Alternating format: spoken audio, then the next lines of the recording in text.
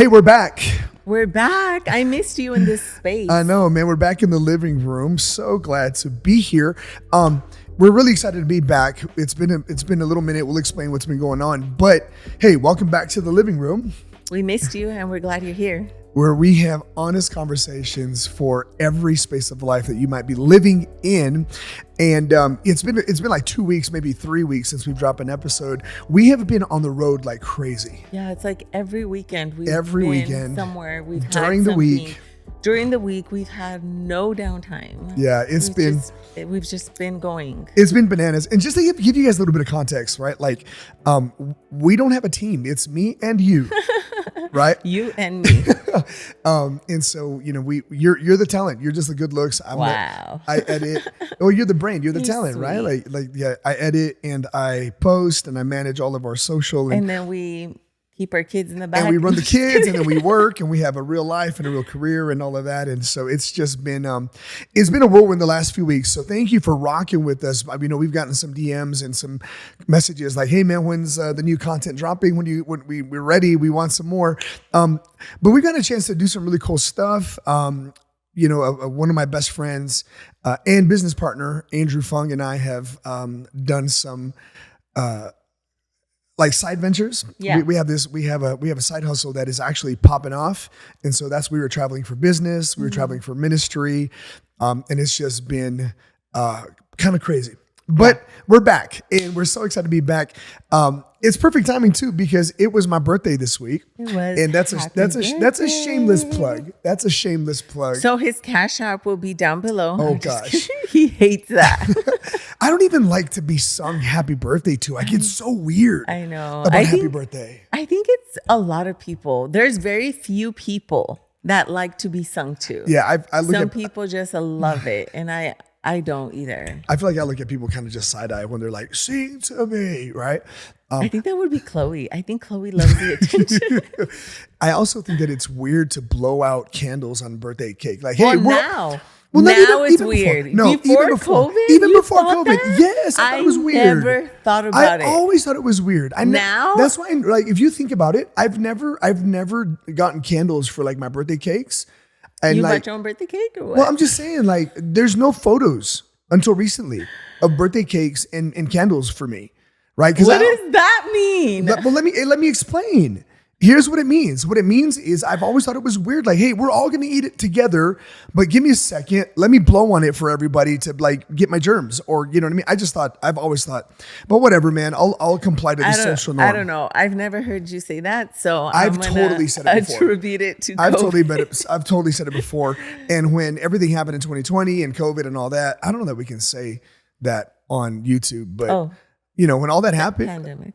Yeah. When all that happened, man, I just, I was kind of happy that we weren't blowing out candles on cakes anymore. Like, because I would like, I don't know if you noticed, I would eat wedding cake. I wouldn't eat very much, birthday cake. Really? Mm-hmm. I always thought it was really weird. That's just me. I don't know how you feel. Leave it in the comments. I just want to take a poll as you're watching this. Is it or is it not weird to blow on someone's food? Because that's what it is. I completely agree. Like now I prefer not to. Yeah. But honestly, I never thought about it before that. No. Birthdays have always been kind of like an awkward thing for me. I won't go into a therapy session, but lately. Save it for your therapist. Save it for my therapist. God bless whoever that person is when I finally decide to go to therapy. It's Jesus. Jesus is my therapist for real. And even he's like, bro, just chill. Just like, you're good. I give you my peace. That's it. We don't need to talk anymore. Keep it moving, Ace. For real. Like, that's wild where it's just like, bro, like even Jesus is like, dude, even Jesus is like, I'm out. I'm singing the Holy Spirit. He's the counselor, not me. I'm gone, bro. Holy Spirit is so patient. No, but I think for me, birthdays have been an ongoing evolution of maturity. If I can just share that, like, so today is Friday. My birthday was on Thursday, yesterday. So yesterday was my birthday, September 18th. And I got a lot of questions. Like people are like, man, how do you feel? Are you enjoying your birthday? And I can honestly say that I have enjoyed my birthday the last couple of years. And the last two? 3. Okay. 3. But I intentionally wake up I go to bed like, okay, tomorrow's my birthday. here's what I'm going to do. I'm going to just be so grateful. I think I used to feel like super entitled, and not just entitled. Here's what it was. With how we grew up, there wasn't a lot of privilege and there wasn't a lot of disposable income. So birthdays weren't necessarily a big deal, right? And so with that, as you grow up with like, you don't grow up with expectations, right? So then this thing happens where you get the opportunity to have expectations, but you don't know how to temper your expectations and manage your expectations. So I legit was thinking about this yesterday. I'm glad this is good. Yeah, no, I'm my own therapist. Yeah, I am my own therapist. I'm my own therapist. I'm my own grandpa. But I was thinking, I legit was thinking about this yesterday for a little minute. I just thought, wow, I think where a lot of the weirdness and the tension came from my birthdays was no one really said, hey, these are realistic expectations, right? So I'm in my head is like, okay, so should I expect a surprise party every year? Should I expect a big thing? And so then, but I was sorting it out with myself and I never talked with anybody about it. So like, I just would like create these expectations and then it wasn't enough. According to my expectations that I never shared with anybody.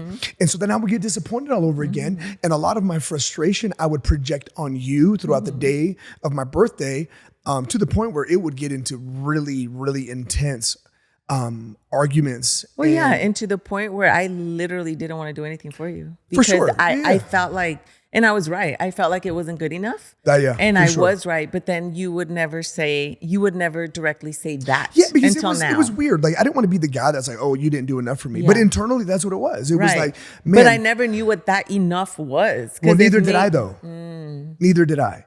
You know, I think that's good. I think I like the idea of a surprise birthday party.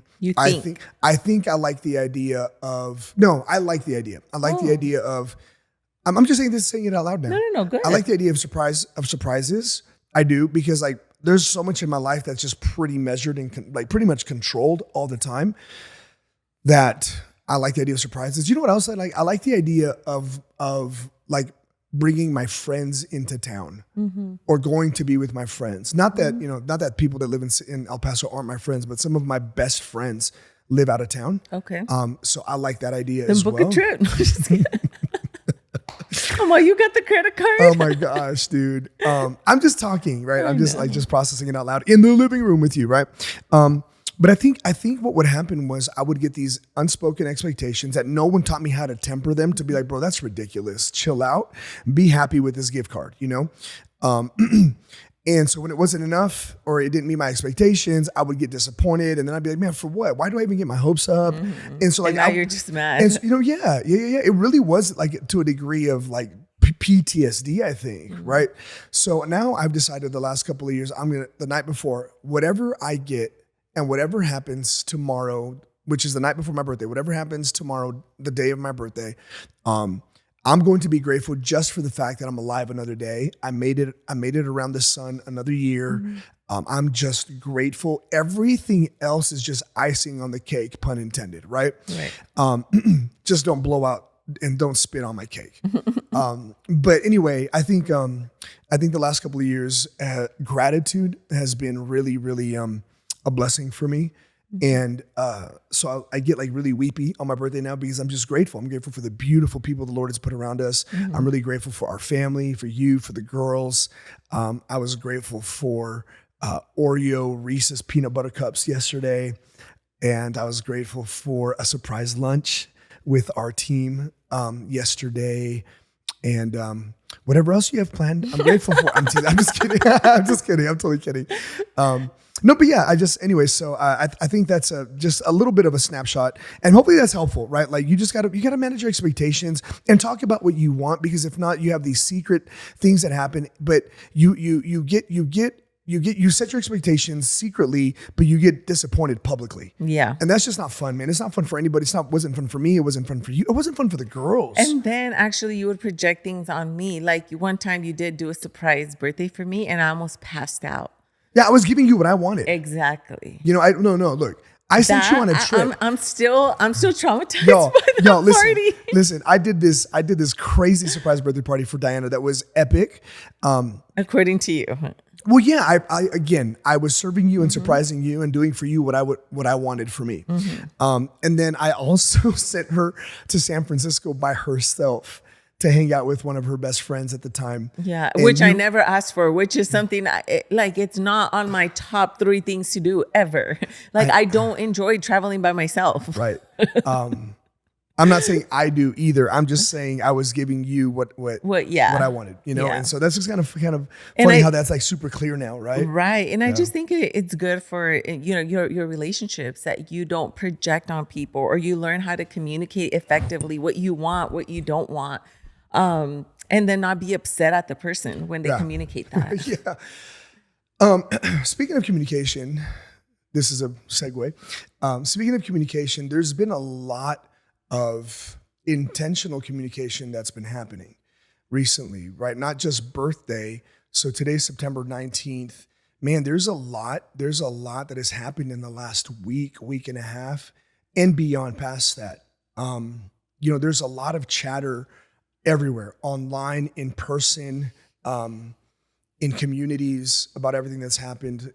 Obviously the Charlie Kirk assassination, multiple school shootings, the murder of a politician in I think it was Minnesota, and her husband. What happened? Oh, dude, this came off. Wow, that's weird.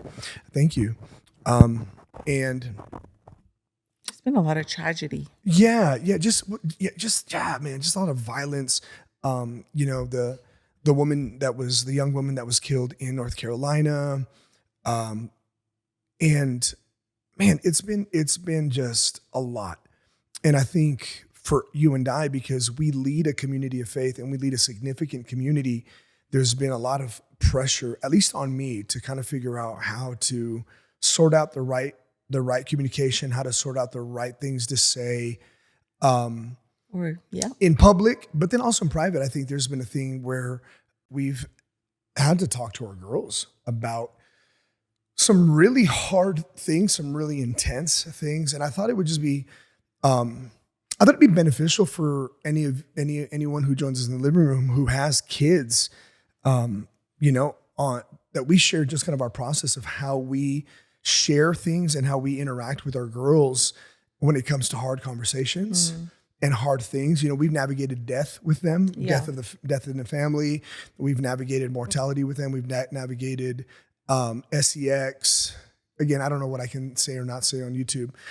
We've navigated a lot of just the big conversations. Like growing up, puberty. Just birds and the bees, that kind of stuff. And this one was tough. I dealt with Chloe, our 13-year-old, more than Bailey, but I've navigated some tough conversations with them this week about all of it. Now, just a heads up, if you're hoping you'll hear us make like a political statement or anything like that, that's not going to happen on this platform. It's more not what, but how, again, because I recognize, and we recognize that there's different views and different sides of the aisle that join us in the living room, and we love that. We're absolutely grateful for that. So we're not using the living room to make a stand. We're using the living room to help you understand how we had the conversation in our home and in our living room with our kids. One of the things that I thought about this was, honesty is always great with your children, right? I think when we were younger, our parents tried to shelter us too much and coddle us too much, and not just say, "Hey, I'm going to take you seriously, and I'm going to treat you like you're. I'm going to treat you like I don't want to say like a grown up, but I'm going to treat you like you can understand this." Yeah, I think we forget that children are very intelligent and still very moldable, so their brains are understand and can comprehend a lot more than we think they can. Yeah. Or even giving them the opportunity to understand. We just make the assumption that they won't. Right. Which is something that we've really tried not to do with our kids. Yeah, I think that's paid off with our girls, because we talk with our girls like they're small adults. Now, we talk to them in terms of appropriateness, of course, for their level, right? That's what I was going to say. And every parent, you have to make that decision for yourself. because every child is different. So your 13-year-old might not be mature enough to handle certain conversations. You're 9, 8, so as a parent, you are the best parent for your child, and you make 100%. that decision. 100%. And I think you just made a really big point, right? So as the parent, let's add some other descriptors for that statement as the parent, right? So as the guide, because you should be a guide for your kids, Right. as the subject matter expert in your home. Again, I don't think there should be pressure to know everything, because man, that's a lot, so let's just take the context of what's been happening in society the last 6 weeks, right? So to go become a subject matter expert in all things surrounding what happened to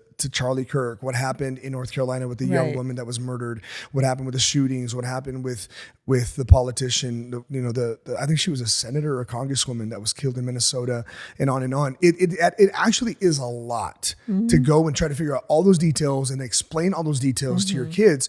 I think getting a panoramic of a couple of things, if you're going to be the subject matter expert, right? A couple of things is, okay, do we understand this? Do we understand what happened? Okay, well then I'm going to give it to you as clearly, but as simply as possible, right? I think that's a good place to start, is asking questions. Like proposing, okay, Yeah. what do you know? Right. What have you heard? And what Yeah. do you understand? Yeah. Where are you at, before I jump and mumble everything, instead of like, let me get your perspective before we have a conversation. Right. I think that's really, really key, because whenever we had the bird and the bees talk with the girls, you and I prepared, like we did homework, which we'll talk about that here in a second. But we also led with, hey, have you heard of? Yeah. Have any of your friends discussed this? Right. What do you know about this? And here's what's going to happen. Like what you do there is you become more of like a discoverer, like an explorer, than an interrogator, right? Because like I remember when we started talking birds and bees and those types of talks with our older daughter, like her eyes kind of like went wide open a little bit, and you had just had this sense. I think she was like 8 or 9 at the time, and you had this sense. It was like, oh, okay, you've had some awareness, like you've had I some. was like 10. Okay, yeah, well, you had some exposure, but she was really sheepish. She was very like, oh, no, I don't know. I have no idea what you're talking about, right? Which that's okay. I think, for most parents, I'm sure, I think it's safe to say for us, that was one of the first times that we intentionally sat and had a very mature, grown conversation. We'd always talked about, hey, how do you feel? What are you thinking about? What are you afraid of right now? What are you excited about right now? But it was never, hey, what do you understand about this really big topic? Yeah. And so I remember Chloe just kind of being like, nothing, right? And so my point with that is, I had to resist the urge of becoming an interrogator, because part of me wanted to be like, wait a minute, you do know something, right? And at that point you lose them, right? Yeah. Like at that point they shut down, and you can't force it, you can invite it. Yeah. I think that's a good perspective. Never go into a conversation when you're already heated. If you're emotional, I would suggest you wouldn't go into any type of like deep conversations of instruction. Yeah, I wouldn't even say just emotional. I think the big word is unprepared, right? Because like I think emotional is when you have like, it's like a corrective conversation. I think these conversations, like specifically this tone, is more, it's coaching, it's mentoring, it's instructive, right? I don't disagree. Like, don't come in hot, right? Don't come in angry. Like let it settle down, let things cool down. But I think for this, I think what happens a lot of times, myself included, I remember when we were having some big conversations with our girls, it was like, oh my gosh, man, like I'm underprepared right now. Like I'm kind of like stuttering, and I'm kind of like, like thinking about what's the biological term for this. Oh, okay. Right. And so I think as you're exploring, resist the urge to be an interrogator, right? Resist the urge to get emotional. I do agree with you. I mean, your point is right on. Like, resist the urge to get emotional, to give them an emotional response when there's a, hey, well, I think you do know, you don't want to tell me. For me, in our context, like I think I'm the one that takes that personally. Like, why won't you talk to us? You can trust us, kind of thing. And it's just like, bro, chill out. And that's when they are gonna. They should climb up. Yeah. They don't want to trust you. They don't want to talk to you. Yeah. And so I think that's a big deal. I think secondly, the point would be prepared with the best you can. Yeah. That's it. If you're gonna have the conversation, any conversation, be prepared. What does that mean? Be informed. Make sure you've read something. Make sure you understand what you're talking about. Yeah. Before you actually have the conversation with your children, because children are really smart. They're gonna ask you questions, hopefully, because that's the point, right? You want to have a dialogue. Right. Not a monologue. So you want to invite them to have the questions for you, and then you want to be prepared in that manner. Yeah, I think in your preparation, if you are a home where you have both parents, or I'll say this: if you're a blended home, or if you're a single parent home, and hopefully you have a good. So let's say you're a single parent home. Or a blended home. Hopefully you have a great relationship, or at least a civil relationship with the other parent. I think it's important to say, hey, I'm going to talk with the kids about this. Do you want to be involved? Oh, for sure. Or, hey, I'm going to talk to the kids about this. This is the direction I'd like to go. Do you agree? Right? Because I love that. Because I think sometimes, or even if you have both parents in the home, right? Like you and I have had to have we did the studying first. Like when we talked, it's like the big rite of passage conversations, obviously, right? The grown-up conversations, discovering your body, understanding all the physiology and everything else. Like you and I actually bought content and material, studied it, talked through. We said, okay, you're going to cover this section. Cruz, you're going to cover this section. We're going to buy ice cream and we're going to talk through it and we're going to sit on the couch, on the floor together. And, so there was a lot of thought, preparation, and agreement. It brings me to the scripture, right? They train up a child in the way that they should go, and when they're old, they won't depart from it, right? And whenever we teach that proverb, it's always about the ways of God and the path of God and all of that. But I think there's an application here where train up the child in the way that they should go. Well, you can't train somebody and you can't instruct somebody if you haven't walked that path for a while, right? You have to have walked the path for a little bit, and I think a lot of parents we tend to do things a little impulsively, a little half-baked, right? And so I think if you're going to have a big conversation, so let's just say in light of what's been going on recently with all the violence, there's a lot of big components and big things that parents should be talking with their kids about. One of them being death and violence. Yeah. Why? Why would this have happened, right?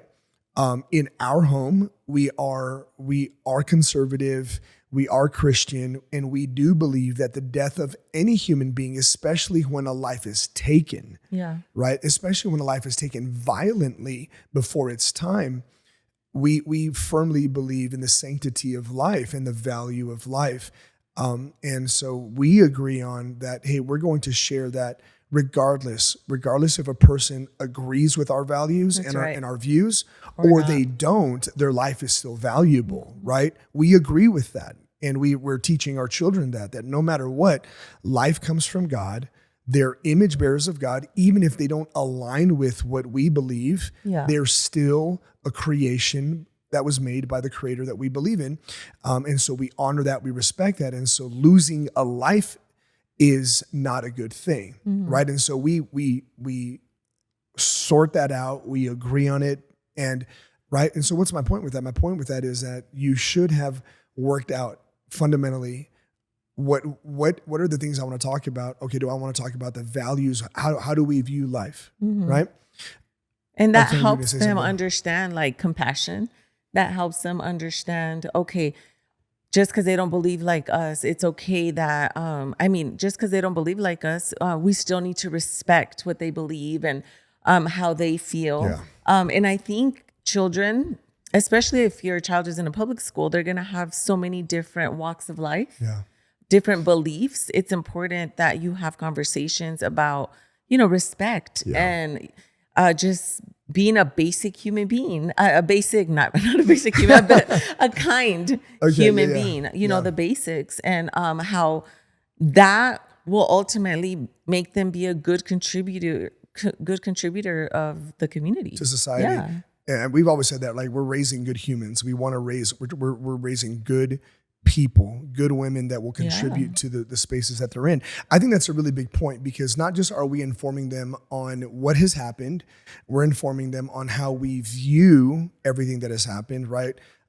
Again, I'm not going to we're not going to get into like pick a side, Charlie Kirk, pick a side on left or right. We're not going to get into that. But what we will say is this, is that whichever way you lean, that you're able to instruct your children with clarity, that you're able to instruct your children towards compassion, that you're able to instruct your children towards kindness, towards civility, towards courtesy, towards politeness. Because let's be honest, a lot of what's just really just rampant and raging in society right now are individuals who immediately just switch into mob mentality and us versus them mentality. And I think that's a weak mentality, because you don't have space, or you don't have the critical thinking to allow somebody else's thoughts and opinions come into your world. Yeah, I don't know that I would say weak necessarily. I understand what you're saying. It creates a weak society and a fragile society. But I would say, my love, is that it's more an underdeveloped mentality.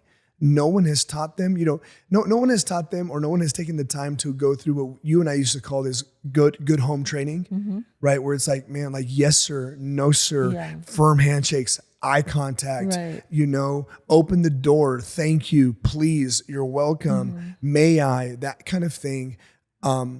Like, we're missing those. They're just basic fundamentals, foundational, again, courtesy, right? Common courtesy, character. Again, we don't have to align politically. We don't have to align from necessarily a faith or religious perspective to understand, man, like, there are general, transferable, universal rules of courtessy, of character. Lying is bad. Stealing is bad, right? Jealousy is bad. Killing and murder is bad. Like, come on, man, right?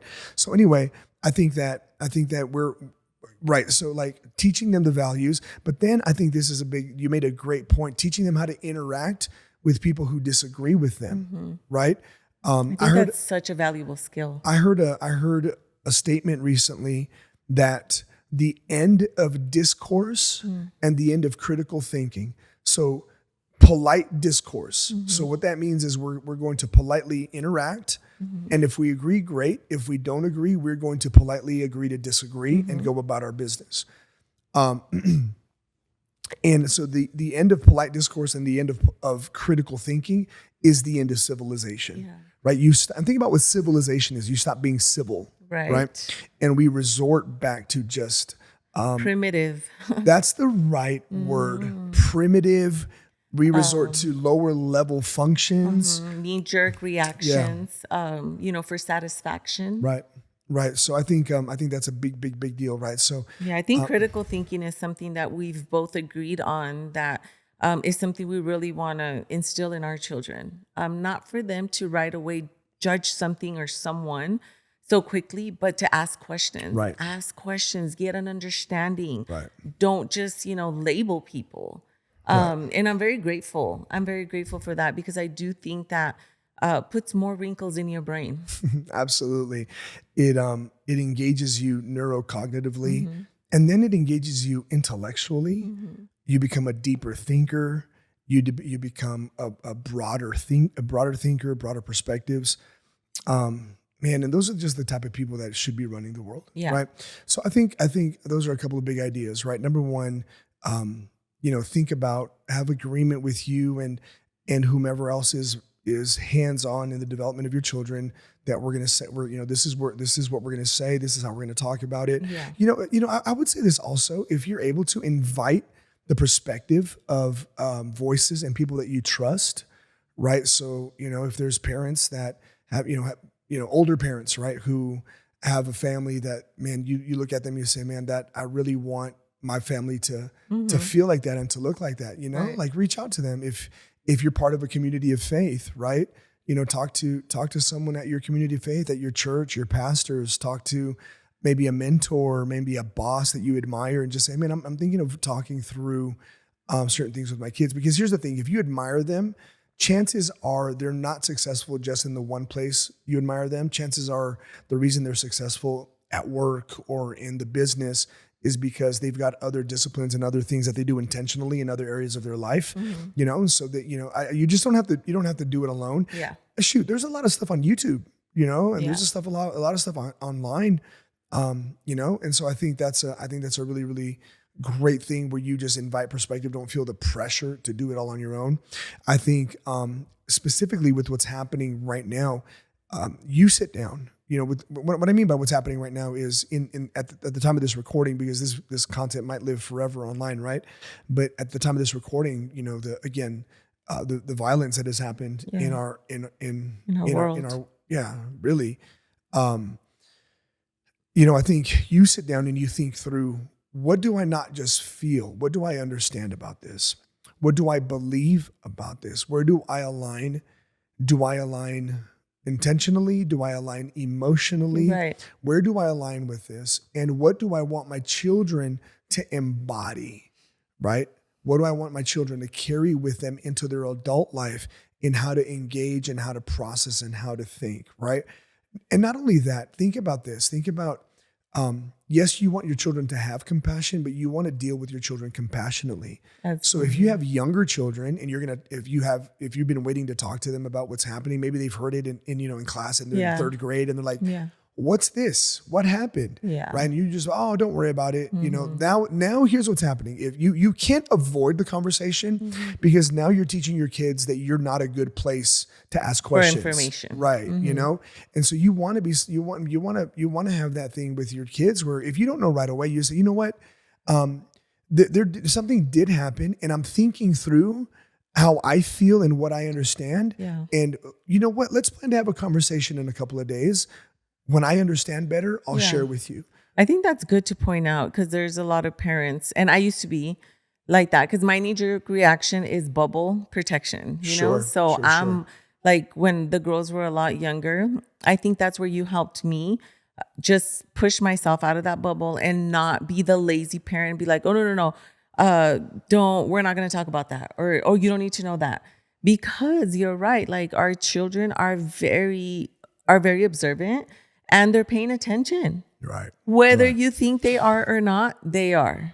Absolutely so why true. not you be the best place where they feel that they could come to, ask questions, get an understanding, and even get instruction? Yeah. I think that's it right there. As you develop yourself, right? Like, look, let me just say this to you, like, take the pressure off being the perfect source of knowledge and the perfect source of information. That doesn't exist. Right. Right. Everything's going to have its flaws, its biases, all of that.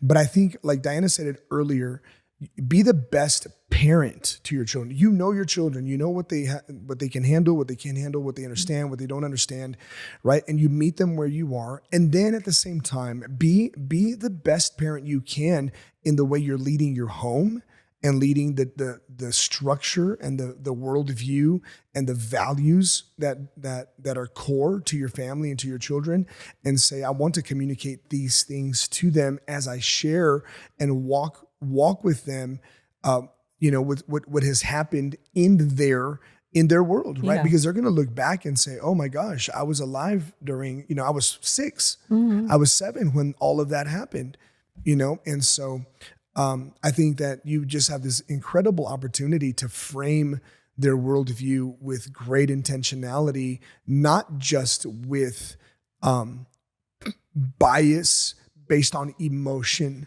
right? And bias based on social pressure and social media pressure.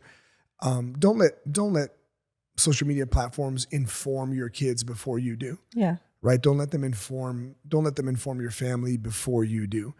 You get an understanding and you speak into it and you just create their filters and you create the way they view things, right? And so there's a lot of hard things. There's a lot of hard conversations that us as parents are having to have, and we have to have them. you can't cower away from them either. You have to confront. What you don't confront will be confronted by someone else. What you don't speak into the lives of your children, someone else will speak into the lives of your children. And as parents, it's our man. I don't even want to talk from the perspective of pressure. It's not just our responsibility; it's a privilege to frame those little brains and big brains, right? But those little lives and those little minds, it's a beautiful privilege to do that. Yeah, I want to talk to you like the parent or the parent, whether it's single, whether it's grandma, whether, whoever it is that feels unqualified. Because I've had a couple of my friends that will ask me, hey, I can't have this conversation with my daughter. Will you have it for me? Oh, wow. And I think that's very like emotionally intelligent and self-aware of your limitations to ask for help. Absolutely. And say, you know what, I really wish I could. I was just never talked to about this. And I don't think I could actually get it out of my mouth. Will you help me? I thought that was really brave. And I think if you're in that situation where you feel like, first of all, maybe you're an introvert, or maybe you have trauma with like certain situations that you literally cannot speak about, then you find somebody that you trust, and you're in the room and you allow that person to help you have the conversation. Sure. Yeah, I think that's where statements like it takes a village. Yeah, right. For It takes a village to raise your children, and in that village, there should be people who bring counsel, who bring wisdom, not just people who bring candy for the piñata. And food for the quinceañera, right? Good, That's great. I love the village that helps us do that as well. Yeah. But at the same time, in your village, there should be wisdom, there should be counsel, there should be sages and guides and gurus who will help you and help your children. So good. Right. So anyway, I think what we wanted to do was just have a simple conversation. We don't have all the answers, but this is where we're at today. This is the conversation that we're having in our living room right now about how are we talking with the girls about everything that's going on in the world and in their world right now. How do we want them to be informed? How do we want them to respond? How do we want them to see it and process it and understand it in the way that aligns best with how we're leading them and growing them, and it takes work, fam. It really does. It takes effort. Anything great and anything worth doing requires a great deal of thinking and intentionality and doing it on purpose and energy, right? And listen, I know you work and you work long hours and you're doing a great job providing and there's laundry to be done and food to be cooked. Yeah, we get it. However, I almost said no one else is coming for your children, but you don't know who else might come for your children. And you just want to be the first voice and the loudest voice for them so that when they hear other voices and other opinions, they say, wait, hold on, I already talked to mom and dad about this. I already had this interaction. I don't know if I believe that because I already understood this, right? And so it won't be perfect, and but man, it can be purposeful. And I think that's what we should do. I'm going to put us out on a limb and say this, that if we can help you in any way, we would love to, shoot us a comment. As a matter of fact, maybe the comment or shoot us a DM on Instagram. Our Instagram information is in the video details. Hit us there, shoot us a DM on IG. And man, we'd love to help if we could, help get in your living room a little bit and help you walk through some complicated conversations with your children. So, man, I think that was a good talk. Good talk. I think that's helpful. Yeah. Yeah? Anything else you want to say? No. Any more surprises for my birthday? Maybe. Hello, I'll take it. Yeah. Is it a watch? No. Oh, man. I'm about to be mad. I'm just kidding. I'm so grateful. It's in the bedroom. I'm just kidding. Shoot. Y'all, we're out. God bless. Peace. Peace.